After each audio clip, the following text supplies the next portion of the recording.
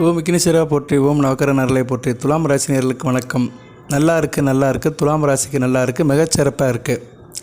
அதாவது வேத ஜோதிடத்தில் தலைவருங்கிறது சூரியன், நவக்கர தலைவன். சூரியன் தான் தலைவன், எல்லா கிரகங்களுக்குமே தலைவன், 9 கிரகங்களுக்குமே. அப்போ தலைவர் ஒருத்தர் இருந்தார்னா தளபதினு ஒருத்தர் இருக்கணும்ல. அவர் செவ்வாய் தளபதி, போர்ப்படை தளபதி, அங்காரகன். ஸோ தலைவர் தளபதி 2 பேருமே ராஜ கிரகங்கள். 2 பேருமே துலாம் ராசிக்கு வேண்டிய கிரகங்கள். செவ்வாய் 2-7 கூடியவன், தன குடும்ப வாக்கு சனாபதி, கலஸ்தர சனாபதி. சூரியன் லாப சனாபதி. ஸோ குடும்பத்தில் இணக்கமாக இருந்து லாபத்தை பெறுறது எப்படி, அதுக்கு இந்த 2 கிரகங்களும் துணை பெறுவாங்க. இதுதான் இந்த வீடியோவுடைய அம்சம். தலை வீட்டில் தளபதி. தலைன்னா என்ன? தலைவர். தளபதினா என்ன? செயல் வீரர், போர்படை தளபதி, ஃபீல்டு மார்ஷல்னு அர்த்தம். இவங்க 2 பேருமே நல்லா இருக்கிறாங்க. தலைவர் எப்படி இருக்கார் பார்த்தோம்னா, தலைவர் இப்போ 8ஆம் இடத்துல இருக்கிறார் ராசிக்கு. 8ல் சூரியன் தான் வீட்டுக்கு மறையமாக தான் இருக்கிறாரு, தான் வீட்டுக்கு கேந்திரத்தில் இருக்கிறாரு, தான் வீட்டுக்கு பெருங்கேந்திரத்தில் நல்ல அமைப்பில் இருக்கிறாரு. சரியா? புதன் கூட சேர்ந்து இருக்கிறாரு, உங்கள் ராசிக்கு பாக்கியாதிபதி கூட சேர்ந்து இருக்கிறாரு. கூடுதலாக உச்சம் வீட்டில் இருக்கிறாரு. நல்ல விதமாக தான் பார்க்கப்படுகிறது. 8ஆம் இடத்துல சூரியன் உச்சன் வீட்டில் இருக்கிறாரு. 2ஆம் இடம் சம்மந்தப்பட்டு இருக்கிறாரு. அரசாங்க தொடர்பில் இருக்கிறவங்களுக்கு நல்லாயிருக்கும், அரசியல்வாதிகளுக்கு நல்லாயிருக்கும், அரசியல் பேசுகிறவங்களுக்கு மிகச்சிறப்பாக இருக்கும். சூரியன் பிதிர்காரகன், தாப்பன் வழி உறவுக்கெல்லாம் சொந்தக்காரகன், தலைமைக்குள்ளவன், தன்னம்பிக்கை, வைராக்கம், விடாமறிச்சு, இப்படி நிறைய சொல்லிட்டு போகலாம். புகழ், அந்தஸ்து, பெருமை எல்லாத்துக்கும் சூரியன் தான் 8ஆம் இடத்துல இருக்கிறாரு. 8ஆம் இடத்துல இருக்கிறது ஒரு மறைவு ஸ்தானம் தான், இல்லைன்னு சொல்ல முடியாது. இருந்தாலும் உங்கள் ராசிநாதனுடைய இன்னொரு வீடு, உங்கள் ராசிநாதன் சுக்கரனுடைய இன்னொரு வீடு. வீடு கொடுத்தவனும் 31ஆம் தேதி வரைக்கும், மே 31ஆம் தேதி வரைக்கும் உச்சமாக இருக்கிறது நல்ல விதமாக பார்க்கப்படுகிறது. ஸோ சூரியன் ஓரளவு மத்தியம பலனை கொடுப்பார். சரியா நேர்களே? தூரதேசத்தில் இருக்கிறவங்களுக்கு கொஞ்சம் நல்லாயிருக்கும். தொழில் ரீதியாக, உத்தியோக ரீதியாக, வியாபார ரீதியாக தூரதேசத்தில் இருக்கிறவங்களுக்கு அலைஞ்சி திரிஞ்சு லாபம் வரும். ஏன்னா சூரியன் லாபாதிபதி. லாபத்தை கொடுக்கணும்னா கொஞ்சம் அலைச்சல் திரிச்சலோடு லாபத்தை கொடுப்பாரு. நல்ல விதமாக பார்க்கப்படுகிறது. இப்போதைக்கு நீங்கள் பக்கத்து ஊர், பக்கத்து மாவட்டம், அப்புறம் பக்கத்து மாநிலம், இல்லைன்னா சில பேர் வெளிநாடு, இதில் வியாபாரம், தொழில் வச்சுருந்தீங்கன்னா கொஞ்சம் அது விஷயமாக அலைச்சல் இருக்கும். அது விஷயமாக சில டாக்குமெண்டேஷன், அரசாங்க சம்மந்தப்பட்ட தொடர்புகள், இதிலெல்லாம் கொஞ்சம் வேலை இருக்கும். அந்த வேலையெல்லாம் கொஞ்சம் அளந்து தெரிஞ்சு பார்த்தீங்கன்னா நல்ல லாபம் இருக்கும். எப்படின்னு சொன்னோம்னா ரெஃபரன்ஸ் பண்ணுற மாதிரி இருக்கும். உங்கள் வேலையில் கொஞ்சம் ரெஃபரன்ஸ் இருக்கும். டாக்குமெண்டேஷன் சம்மந்தப்பட்ட விஷயத்தில் ரெஃபரன்ஸ் இருக்கும். ஏன்னா புதனும் 8ஆம் இடத்துல இருக்கிறாரு. 8ஆம் இடத்துல மறைந்த புதன் நிறைந்த பலனை கொடுப்பாரு சொன்னாலுமே 8ஆம் இடத்துல அவரும் உச்சம் வீட்டில் தான் இருக்கிறாரு. இன்று முதல் 8ஆம் இடத்துல இருக்கிறாரு. நல்ல விதம் தான் பார்க்கப்படுகிறது. 2ஆம் இடத்தை பார்க்குறாரு. ஸோ டாக்குமெண்டேஷன், அரசாங்க சம்மந்தப்பட்ட தஸ்தாவேஜுக்கள், சில கிளியரன்ஸு, இதுக்காக கொஞ்சம் அலையுவீங்க. இதெல்லாம் எல்லாத்துக்கும் வரும். பிஸ்னஸ் பண்ணுறவங்க, பெரிய லெவலில் பிஸ்னஸ் பண்ணாலும் சரி, சின்ன லெவலில் பிஸ்னஸ் பண்ணாலும் சரி, அவங்களுக்கு அந்த தொழில் சம்மந்தப்பட்ட, காரியம் சம்மந்தப்பட்ட சில டாக்குமெண்டேஷன், அரசு தொடர்பான சில விஷயங்கள் சரி பண்ணுற மாதிரி இருக்கும். இப்போ நம்மளே ஆதார் கார்டில் சரி பண்ணுறோம், ரேஷன் கார்டை சரி பண்ணுறோம். சில நேரத்தில் நம்ம ஸ்மார்ட் கார்டு எக்ஸ்பயர் ஆகிரும், அதை ரினிவல் பண்ணுவோம். ஸோ இப்படி எக்ஸ்டெண்ட் பண்ணுறது, ரினிவல் பண்ணுறது, டாக்குமெண்டேஷன், இப்படி சம்மந்தப்பட்ட வேலைகள், பேப்பர் ஒர்க்ஸ் பார்க்குற நேரம் இப்போதைக்கு துலாம் ராசிக்கு இருக்குது. நல்லாவும் இருக்கும். ஆனால் சக்ஸஸ் ஆகிரும். உங்களுக்கு கொஞ்சம் அலைச்சல் திருச்சல் இருந்தாலுமே உங்களுக்கு அதோடைய பலன்கள் லாபமாக தான் இருக்கும். ஏன்னா லாபாதிபதி அல்லவா, நல்ல விதமாக பார்க்கப்படுகிறது. ஓகே, இதெல்லாம் ஒரு பக்கம் இருக்கட்டும். செவ்வாய் தான் இப்போதைக்கு சூப்பர் ஸ்டாராக இருக்கிறாரு. 10ஆம் இடத்துலேருந்து 11ஆம் இடத்துக்கு வராரு. சூரியன் வீட்டில் போய் உட்கார்றாரு. தலைவர் சூரியன் வீட்டில் போய் தளபதி செவ்வாய் உட்கார்றாரு. நல்ல விதமாக பார்க்கப்படுகிறது. அதிநட்பில் இருக்கிறாரு. அவருங்க உட்காந்துக்கிட்டு உங்கள் ராசிக்கு 2ஆம் இடத்தை பார்க்குறாரு. ராசிக்கு 5ஆம் இடத்தையும், ராசிக்கு 6ஆம் இடத்தையும் பார்க்குறாரு. 6ஆம் இடத்தை பார்க்குறது அமோகம். செவ்வாய் வருகிற ஜூன் 6ஆம் தேதியிலேருந்து 6ஆம் இடத்தை பார்க்குறது அமோகமான பலனை கொடுப்பாரு. சனி பகவானை பார்த்தாலுமே ஒன்றும் பிரச்சனை இல்லை. சரியா? 6ஆம் இடங்கிறது அசுபஸ்தானம் தான். கடன், நோய், எதிரி கட்டுக்குள்ளே இருக்கும்.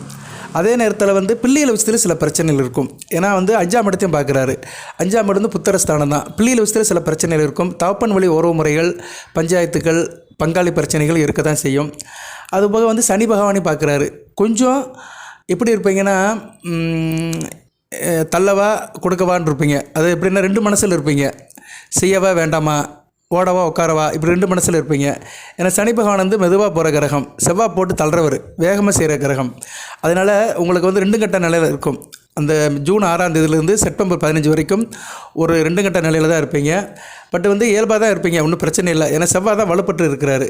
ஏன்னா சனி பகவானை காட்டி செவ்வாய் தான் வலுப்பட்டு 11ஆம் இடத்துல இருக்கிறனால எந்த விஷயமா இருந்தாலும் அதில் லாபம் இருக்கும்.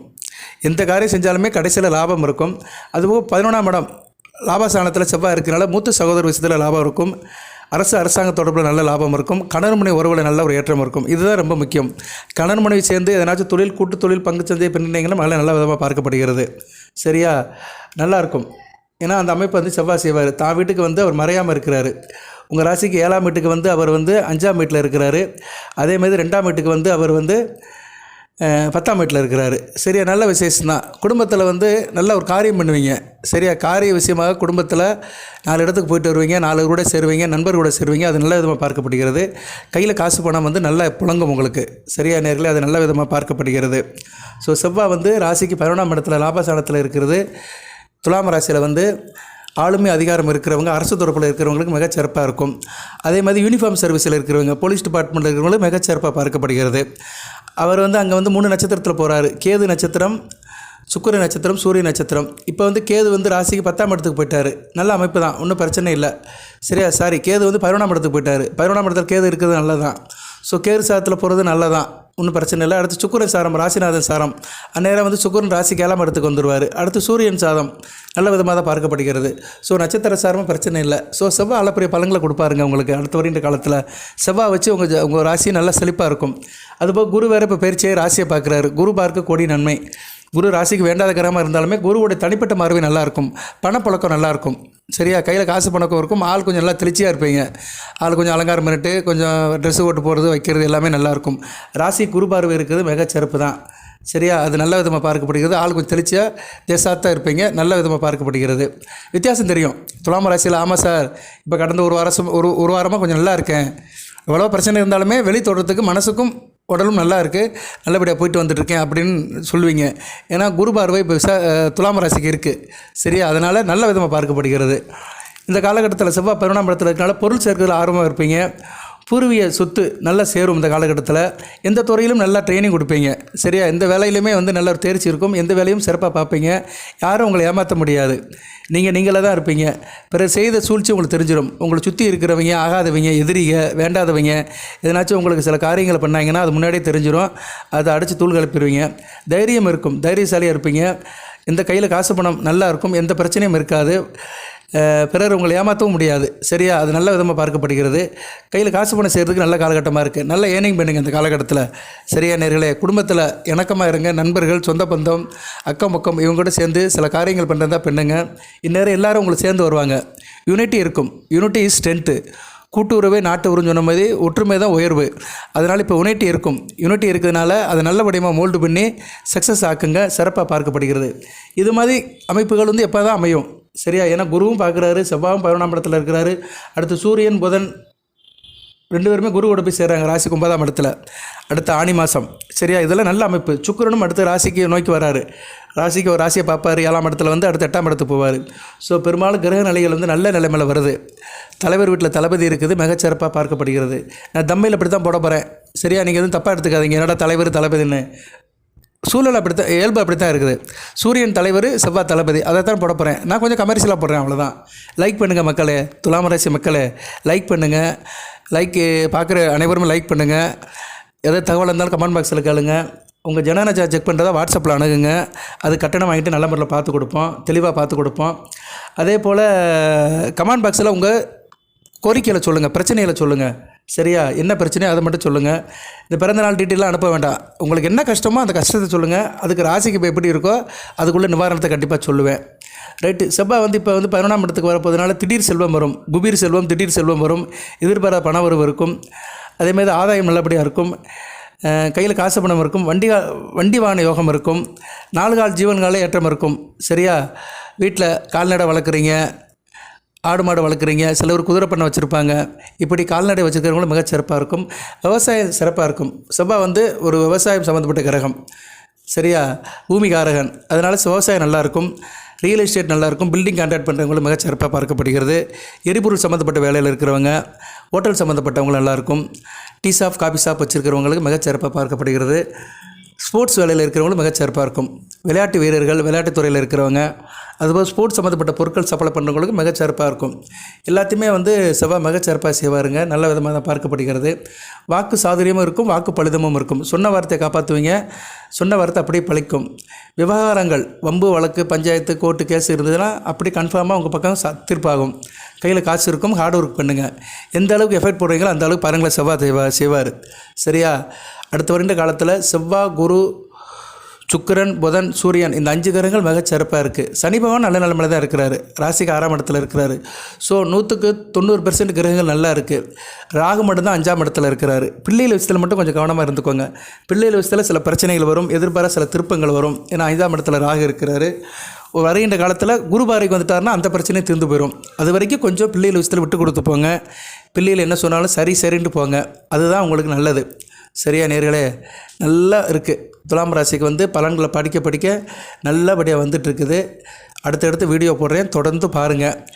நான் முந்தியெல்லாம் 30 நிமிஷம் பேசுவேன் ஒரு வீடியோவுக்கு. நிறைய நேரம் சொல்கிறாங்க சுருக்கமாக பேசுங்க சார், வந்த விஷயத்தை சுருக்கமாக சொல்லுங்கள் அப்படிங்காங்க. அது கரெக்டு தான். ஏன்னா நான் பேசுகிறேன் அப்படின்னு சொல்லிட்டு சில நேரம் கொஞ்சம் கூடுதலாக பேசுவேன். நட்சத்திரம், தசாபுத்தி இருக்கிற அமைப்பெல்லாம் கொஞ்சம் நீட்டி முழங்குவேன். அது வேண்டாம் சார் அப்படின்னு நேர்களே சொல்கிறாங்க. அதனால் சுருக்கமாக சொல்லிட்டேன். இருக்கிற கிரக அமைப்பை சொல்லிட்டேன். அடுத்தடுத்து எந்த கிரகங்கள் எங்கெங்கே போனால் என்னென்ன பிரச்சனை அதையும் சொல்லிட்டேன், அமைப்பை சொல்லிட்டேன். இப்போ ராசிக்கு 8ஆம் இடத்துல சூரியன் இருக்கிறாரு. மூத்த சகோதர விஷயத்தில் கொஞ்சம் ஏற்றம் இருந்தாலுமே சில பிணக்கு இருக்கும். அவங்கள விட்டு பிரிகிற மாதிரி இருக்கும். இல்லைனா அவங்ககிட்ட இருந்து தகவல் வராமல் இருக்கலாம். அவங்ககிட்ட இருந்து சில என்ன சொல்கிறாங்க கம்யூனிகேஷன் கேப் இருக்கலாம். ஏன்னா 8ஆம் இடம் மறைவிடம் தானே, கவனமாக பார்த்துக்கோங்க. அது மாதிரி தகப்பன் வழியிலும் சில பிரச்சனைகள் இருக்கலாம். அப்பா வழியிலும் சில மறைமுக பிரச்சனைகள், எதிர்ப்புகள் இருக்கலாம். அப்பா உடல்நலத்தையும் பார்த்துக்கோங்க. மற்றபடி நல்லா இருக்குது. சரியா நேர்களே? சாதக பாதங்களை சொல்லியிருக்கிறேன். குடும்பத்தை பொறுத்த வரைக்கும் மூத்த சகோதரன், அப்பா, உங்கள் குழந்தைகள் இவங்க விஷயத்தில் கொஞ்சம் பிரச்சனை இருக்கும். கொஞ்சம் எதனாச்சும் மனசுக்கு சங்கடப்படுற மாதிரி காரியங்கள் நடக்கும். அதை மட்டும் சார்ட் அவுட் பண்ணிக்கோங்க. மற்றபடி உத்தியோகம், தொழில், வியாபாரம் மிகச்சிறப்பாக இருக்குது. அது என்னென்னு சொல்லிட்டேன் நான். ஓகே நேர்களே? 3 நட்சத்திரம் சித்திரை, சுவாதி, விசாகம். சித்திரை நட்சத்திரநாதன் செவ்வாய் சிறப்பாக இருக்கிறாரு. அவரை பற்றி தான் பேசிகிட்டு இருக்கிறோம். அருமை. சுவாதி நட்சத்திரம் ராகு நட்சத்திரம். ராகு குரு பார்வைக்கு வராரு, சனிபகவான் வீட்டில் இருக்கிறாரு. மத்தியம பலன் இருக்கும். சரியா? 100க்கு 50 கிடைக்கும். 5ஆம் இடத்துல இருக்கிறாரு. அதிர்ஷ்டத்தை ரொம்ப எதிர்பார்க்காதீங்க, உழைங்க. சுவாதி நட்சத்திரத்துக்காரங்களுக்கு அதிர்ஷ்டம் 50% தான் இருக்கும். எந்த அளவுக்கு நீங்கள் முயற்சியோட வேலை பார்க்குறீங்களோ அந்த அளவுக்கு உங்களுக்கு காரிய அனுகூலம் இருக்கும். விசாகம் சூப்பராக இருக்குது. விசாகம், சித்திரை மிகச்சிறப்பாக அருமையாக இருக்குது. நல்ல விதமாக பார்க்கப்படுகிறது. ஆமாம் சார், விசாக நட்சத்திரத்தில் பிறந்தேன், இப்போ பரவாயில்ல, கடந்த ஒரு 10 நாளாக ஏதோ ஒரு மாற்றம் தெரியுது. பெருசாக நான் ஒன்றும் பெரிய பணக்காரன் ஆகலை, ஆனால் பார்க்குற வேலையில் நிம்மதியாக இருக்குது. நல்லபடியாக வேலைக்கு போய்ட்டு வரேன். மனமும் உடலும் ஒரு நிலையில் இருக்குது அப்படின்னு சொல்கிறவங்க கமெண்ட் பாக்ஸில் போடுங்க. நான் சொல்லாத காட்டிலும் வேறு எதுவும் பிரச்சனைகள் இருந்தீங்களோ அதையும் போடுங்க. கண்டிப்பாக நான் கமெண்ட் பாக்ஸ் பார்த்து உங்களுக்கு பதில் சொல்லுவேன். பரிகார வழிபாடு என்ன செய்யணும்னு சொல்லுவேன். தொடர்ந்து பாருங்கள் நேயர்களே. ஜனநாயகம் செக் பண்ணுறேங்க. வாட்ஸ்அப்பில் கொடுத்த நம்பரை அணுகுங்க. நல்லபடியாக பார்த்து கொடுப்போம், தெளிவாக பார்த்து கொடுப்போம். உங்கள் ஜாதகத்தை ஆராய்ச்சி பண்ணி பேசிக் இன்ஃபர்மேஷன் என்ன, ஜென்ரலாக எப்படி இருக்குது, தசாபுத்தி பலன்கள் என்ன, ஜாதகமும் கோச்சார பலமும் எப்படி இருக்குது, ரெண்டே கம்பேர் பண்ணி பலன் சொல்லுவோம். அதுபோல் நீங்கள் கேட்குற கேள்விகளுக்கு பலன் சொல்லுவோம். அதுக்கு பணம் கட்டணும். சரியா? தனிப்பட்ட முறையில் பார்த்து கொடுக்கறதுக்கு உங்களுக்கு இன்ட்ரெஸ்ட் இருந்தால் நீங்கள் அதுவும் அணுகலாம். ஓகே நேர்களே? இல்லைனா கமெண்ட் பாக்ஸில் போடுங்க. உங்கள் சந்தேகங்கள், விளக்கங்கள் எதாக இருந்தாலும் கமெண்ட் பாக்ஸில் போடுங்க. கண்டிப்பாக அதுக்கு பதில் சொல்லுவோம். வாழ்த்துக்கள். சரி சார், எல்லாம் நல்லா இருக்குது, வழிபாடுன்னு எதுவும் இல்லையா அப்படி கேட்டிங்கன்னா இருக்குது. பௌர்ணமி தோறும் காளியம்மனை கும்பிடுங்க. 5ஆம் இடத்துல ராகு இருக்கிறது நல்ல அமைப்பு கிடையாது. சனிப்படியில் இருக்கிறாரு. ஒன்று என்ன பண்ணுங்கள், பௌர்ணமி தோறும் அம்மன் வழிபாடு பண்ணுங்கள். தேய்பிரை அஷ்டமணிக்கு காலபைரவரை கும்பிடுங்க. சரியா? இல்லைன்னா கற்பனை சாமியை கூட கும்பிடலாம். சனிக்கிழமை தோறும் கற்பனை சாமியை கும்பிடலாம். 3 வழிபாடு: காலபைரவர், கற்பனசாமி, காளியம்மன். எல்லாம் காதான். கற்பனசாமி, காளியம்மன், காலபைரவர் 3 தெய்வத்தையும் நீங்கள் கும்பிடலாம். காளியம்மனை பௌர்ணமி அன்னைக்கு, கற்பனசாமியை சனிக்கிழமை, காலபைரவரை தேய்பிரை அஷ்டமி அன்னைக்கு. இது மட்டும் ஒரு சைக்கிளில் மாறி மாறி மாறி கும்பிட்டு வந்தீங்கன்னா ராசிக்கு உள்ள பிரச்சனை முடிஞ்சு போயிடும். இது போக உங்களுக்கு லக்கணம் இருக்கும், ஜனன ஜாதகம் தனியாக இருக்கும். அதில் ஒரு லக்கணத்தில் பிறந்திருப்பீங்க. அந்த லக்கணத்துக்கு ஒரு பலன்கள் இருக்கும். சரியா? சரி, லக்கண ரீதியாக எப்படி சார் இருக்கும் அதையும் சொல்லிவிட்டு வீடியோ நிறைய பண்ணுறேன். லக்கண ரீதியாக பிறந்தவங்களுக்கு மேச லக்கணத்துக்கு நல்லா இருக்குங்க. அடுத்த வருகின்ற காலங்கள் நல்லாயிருக்கும். கொஞ்சம் தாயார் விஷயத்தில் மட்டும் பார்த்துக்கோங்க. மேச லக்கணம் இந்த துலாம் ராசியில் பிறந்தவர்கள் தாயார் விஷயத்தில் மட்டும் கொஞ்சம் கவனமாக இருந்துக்கோங்க. வண்டி வாகனத்தில் போகும்போது கவனமாக இருங்க. ரியல் எஸ்டேட், பில்டிங் கான்ட்ராக்ட், விவசாயம் பண்ணுறவங்களும் கொஞ்சம் எச்சரிக்கையாக இருங்க. மற்றபடி உங்களுக்கு சுப வரியம் இருக்கும். நல்ல விதமாக பார்க்கப்படுகிறது. கணவன் மனைவி உறவு நல்லாயிருக்கும். கூட்டுத்தொழில் நல்லபடியாக இருக்கும். அதுபோக வந்து தாப்பனார் வழியில் நல்ல ஒரு ஏற்றம் இருக்கும், மிகச்சிறப்பாக தான் இருக்குது. ரிஷப லக்கணத்தில் பிறந்தவங்களும் மிகச்சிறப்பாக இருக்கும். அரசாங்க வேலைகள் நல்லபடியாக இருக்கும். காரிய அனுகூலம் இருக்கும். தொட்ட காரியம் தொடங்கும். காரிய அனுகூலம் இருக்கும். எதிலும் மனப்பாக இருப்பீங்க. கையில் காசு பணம் இருக்கும். மிதுன லக்கணத்தில் பிறந்தவங்களுக்கு ஆள் அறிவுபூர்வமாக இருப்பீங்க. கோயில்களுக்கு போயிட்டு வருவீங்க. பேசும்போது மட்டும் நிதானமாக இருங்க. கணவன் உறவு நல்லாயிருக்கும். எனக்கு நல்லாயிருக்கும். கூட்டுத்தொழில் பங்கு சந்தை மிகச்சிறப்பாக பார்க்கப்படுகிறது. தாப்பனார் வழியிலையும் கொஞ்சம் எச்சரிக்கையாக இருந்துக்கோங்க. கடக லக்கணத்தில் பிறந்தவங்க எமோஷன் ஆகாதீங்க, டென்ஷன் ஆகாதீங்க, பதட்டப்படாதீங்க. அம்மா விஷயத்திலும் சரி, கணவன் உறவு விஷயத்திலும் சரி கொஞ்சம் கவனமாக இருங்க. தூரதேசத்தில் அமைப்பில் இருக்கவங்களும் கொஞ்சம் கவனமாக இருங்க. மற்றபடி தொழில் வியாபாரம் உத்தியோகம்னு நல்லாயிருக்கும். கையில் காசு பணம் இருக்கும். தர்ம கர்ம லாபஸ்தானங்கள் நல்லா இருக்கிறதுனால காரிய அனுகூலம், காரிய வெற்றி, காரியத்தில் லாபம் இருக்கும். வெளிவட்டார போக்குவரத்துலாம் மிகச்சிறப்பாக இருக்கும். குடும்பத்தில் மட்டும் நான் சொன்ன விஷயத்தில் கவனமாக இருந்துக்கோங்க. சிம்ம லக்கணத்தில் பிறந்தவங்க அவசரப்படாதீங்க, டென்ஷன் ஆகாதீங்க. அம்மா அப்பா விஷயத்தில் கொஞ்சம் கவனமாக இருங்க. விட்டு கொடுத்து போங்க. அவங்களால சில விரயம் வரலாம், செலவுகள் வரலாம். மற்றபடி தொழில் உத்தியோகம் எல்லாம் நல்லபடியாக இருக்குது. அரசாங்க வேலையில் இருக்கிறவங்களும் மிகச்சிறப்பாக இருக்குது. அரசு வேலை, அரசு உத்தியோகம் சம்மந்தப்பட்டவங்களுக்கு இந்த காலகட்டம் சிம்ம லக்கணத்தில் பிறந்தவங்களுக்கு மிகச்சிறப்பாக இருக்குது. நல்ல விதமாக பார்க்கப்படுகிறது.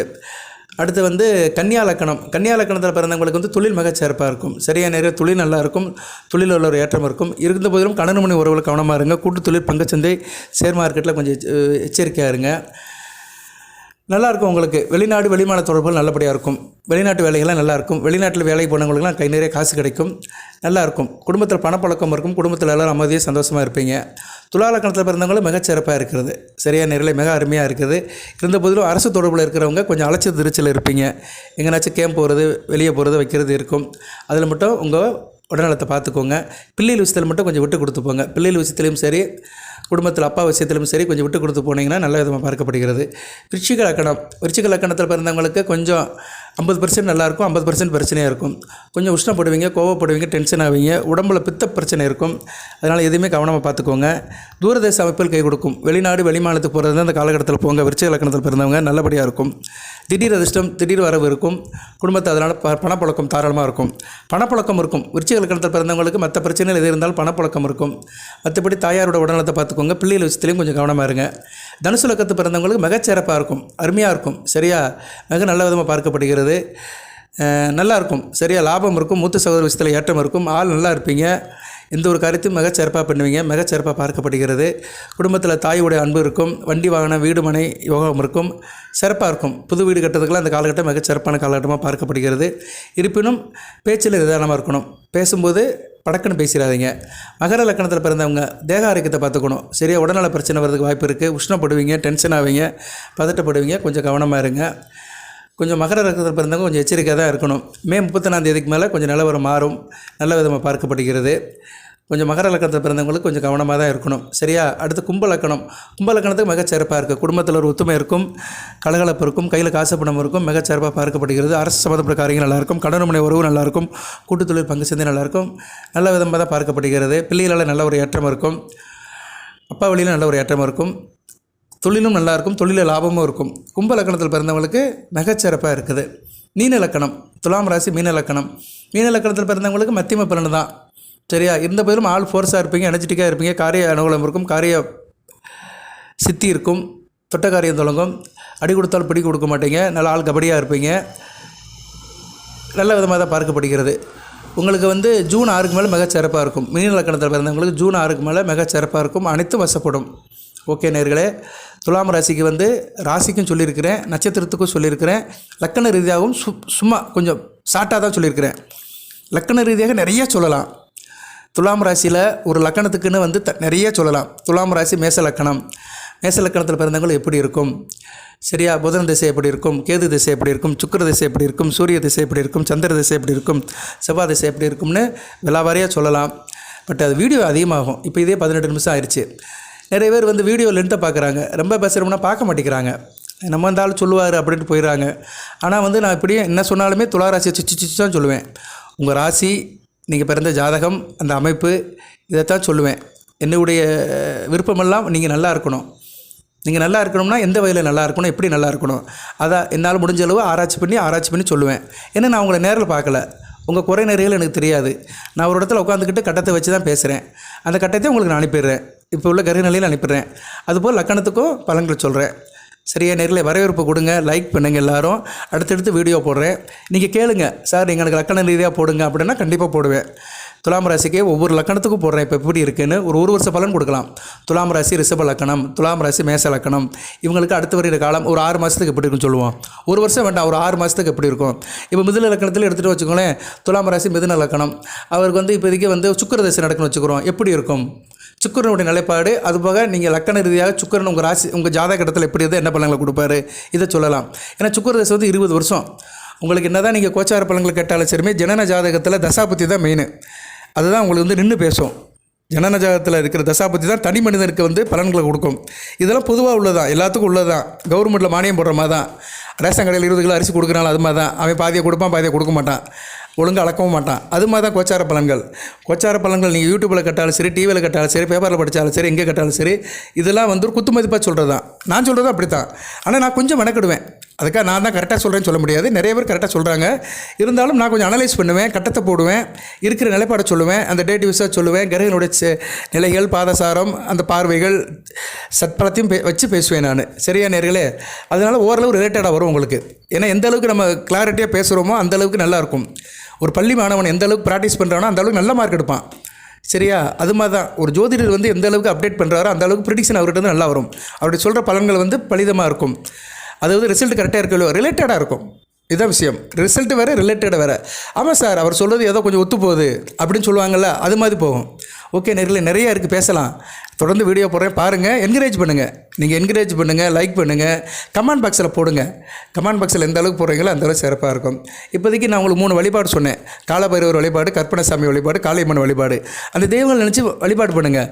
ஓம் காளியம்மனை போற்றி, கற்பனசாமியை போற்றி, காலபைரவரை போற்றி, அந்த தெய்வத்தை நினைங்க. டெக்ஸ்ட் பண்ணுங்கள்.